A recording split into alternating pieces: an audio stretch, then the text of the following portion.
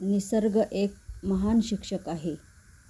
प्राचीन काळच्या ऋषीमुनींनी हे सृष्टीचे पुस्तक वाचले आणि जीवन विकसित केले.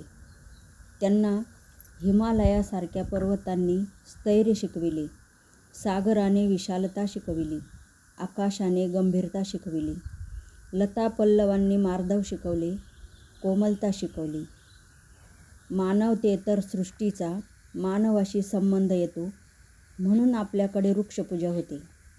वृक्षपूजा उपयुक्ततेच्या दृष्टीने केली जात नाही.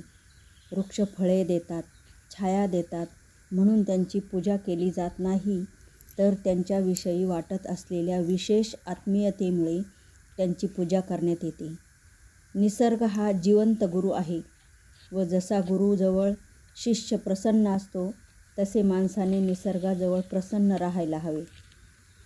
या प्रसन्नतेच्या प्राप्तीसाठी जीवनामध्ये पूज्यत्वाचा भाव असायला हवा. जगाकडे केवळ उपयुक्ततेची दृष्टी ठेवण्याने जीवन विकसित होत नाही.